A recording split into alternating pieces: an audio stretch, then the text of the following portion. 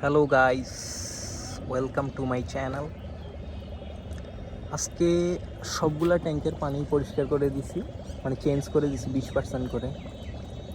যারা নতুন আছেন তারা 20%-এর বেশি পানি চেঞ্জ করবেন না 7 দিনের আগে।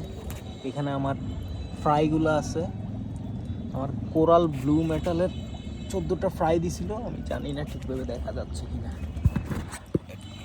আমাকে একটু দেখার মতো কন্ডিশন পাচ্ছি। এই যে দেখা যাচ্ছে নিচে আছে 14টার মতো বেবি দিছে। এটা হচ্ছে কই টক্সিডো।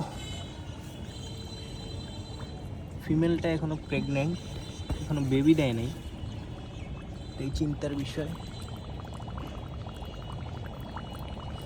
এখানে একটা রেড রোজের ফিমেল রাখছি, ওইটা ফুল লোডেড ছিল কিন্তু এখনো বাচ্চা দেয় নাই। এখানে কোরাল ব্লু মেটাল মেল ফিমেলটাও আছে, দেখা যাচ্ছে না, নিচে আছে হয়তো।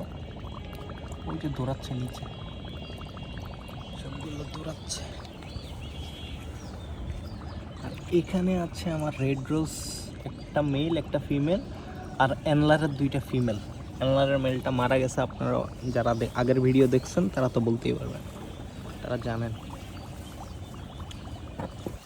পানিটা এখনো ক্লিয়ার রাখতে পারতেছি না, এয়ার ফ্লো আছে তো হয়তো স্বচ্ছ হয়ে যাবে কয়েকদিনের মধ্যেই।